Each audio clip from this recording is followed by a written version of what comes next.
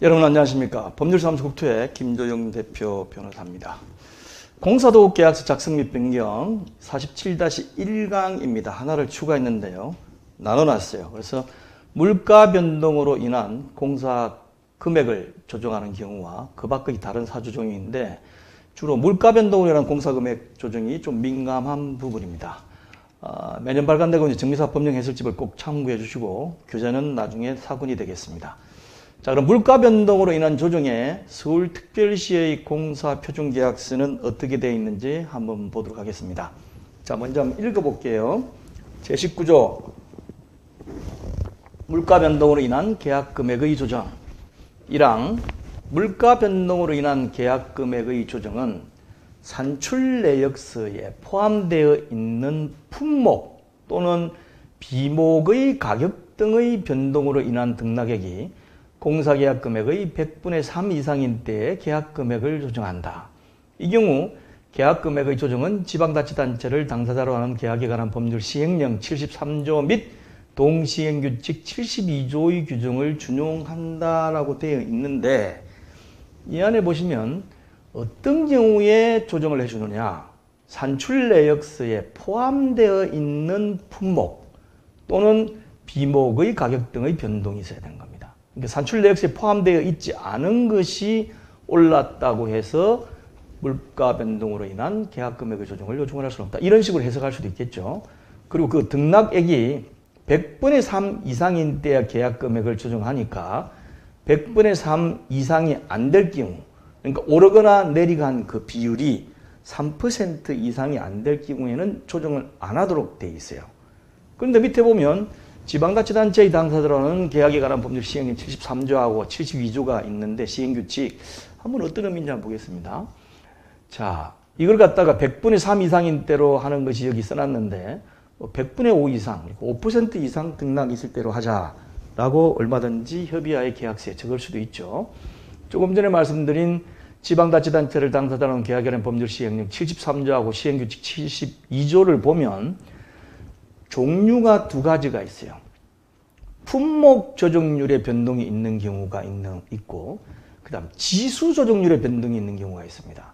그러니까 공사 물가 변동이라는 것을 품목이 변경됐을 때 하겠다고 할 수도 있고 지수가 변경됐을 때 물가 지수가 변경됐을 때 조정하겠다고 하는 변동이 둘 중에 하나를 선택할 수 있는데 여기서 보면 품목 조정률로 되어 있어요. 앞에 보신 것처럼 품목 또는 비목의 가격의 변동으로 되어 있는데 이 19조 2항을 가면 제1항에 따른 계약금액의 조정 시 지방자치단체를 당사자로 계약에 관한 법률에서 정한 지수조정률의 방법에 따른다. 이 경우 통계청 발표 소비자 물가지수 또는 한국건설기술연구원 발표 실적공사비 지수 중 낮은 것을 적용한다라고 되어 있고요.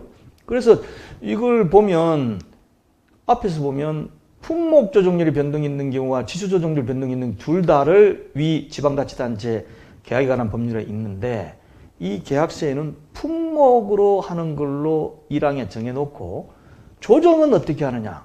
지수 조정률의 방법에 따른다고 해야 되죠. 왜냐하면 이 지방자치단체에 관한 법률 시행령 시행규칙을 보면 품목 조정률이 있는 것은 좀 까다로워요. 계산 방법이. 조문을 읽어보시면 이게 무슨 소리야 라고 할 정도로 좀 복잡합니다. 그러니까 변동 사유는 이걸로 해놓고 실제 계산은 지수 조정률. 그러니까 계약 작성할 때 기준 시점이 기준. 그 다음에 지금 착공할 때 기준으로 해가지고 그냥 지수를 빼가지고 비율로 따라가지고 하는 걸로 간단하게 작성할 수 있도록 그렇게 만들어 놓은 겁니다. 그리고 이 내용은 한 가지 추가할 게 될 게 실질적으로 착공을 하면 적용을 안 하도록 되어 있는 경우가 대부분이에요. 착공하면 일단 각종 품목에 대한 발주를 하게 되고 품목 발주에 대한 것을 좀 늦게 함으로써 인한 위험 부담은 시공사가 지는 것이 맞기 때문에 일반적으로 다음과 같은 조항을 넣는 게 대부분이고 또 빠져 있으면 넣으십시오. 본조는 착공 후의 물가 변동에는 적용하지 않는다. 근데 현재 지금은 어떻죠? 착공 후에 물가 지수가 엄청나게 오른 바람에 각 공사장마다 돈 더 내놔라 라는 식으로 실갱이를 벌이고 있는 상황입니다. 자, 보신 바와 같고 그 다음에 이제 방법을 어떻게 하느냐. 제1항에 따라 계약 금액을 정액하는 경우에는 을의 청구에 따라고 청구 안 하면 올려줄 이유가 없으니까 을은 51조 1항에 따른 준공대가 출현 전까지 조정 신청을 하여야 조정 금액을 지급받을 수 있으며 조정된 계약 금액은 직전의 물가 변동으로 인하여 계약 금액 조정 기준일로부터 90일 이내에 이를 다시 조정할 수 있다. 한 번 조정해 놓고 나서 90일 대략 3개월이죠. 3개월 이내에 다시 또 올려달라라는 예약을 하면 안 된다는 얘기죠. 그래서 을이 계약 금액의 정액을 청구하는 경우는 계약 금액 조정 내역서를 첨부해야 되고 내역서만 가지고 알 수가 없잖아요. 알 수가 없으니까 계약 금액을 정해라는 경우는 청구를 받은 분들은 며칠 내에 계약 금액을 조정해야 되는데 뒤에 보시면 자세한 내용, 서류를 달라. 그러니까 을의 계약 금액 조정 청구 내용이 일부 미비하거나 분명하지 아니한 경우에는 지체 없이 보완 요구를 하여야 하며 이 경우 을이 보완 요구를 통보받은 날로부터 발주기간이 그 보완을 완료한 사실을 통지받은 날까지의 기간은 사항에 따른 기간에 산입하니 뭔 얘기냐면 좀 문구가 좀 복잡하게 되어 있어요. 그러니까 야 니네들이 조정 내역서를 내놨는데 근거가 없지 않느냐. 그러니까 근거를 내놔라. 그러니까 근거를 내놔라고 하는데 안 내놔가지고 세월이 지나가요. 그러면 자꾸 물가가 올라갈 거 아닙니까? 그 기간만큼 빼자. 왜냐? 니네들이 자료 달라는데 제대로 안 주가지고 협상을 못한 거니까 달라는데도 안 주는 기간만큼은 빼자.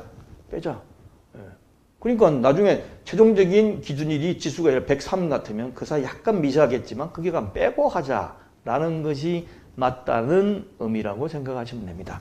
그래서 이런 식으로 지금 대충 돼 있는데 이 중에 이제 일반적으로 조금 전에 보신 바와 같이 착공 이후에는 물가지수 적용을 하지 않는다라고 되어 있음에도 불구하고 현재 많은 조합에서 어떻습니까?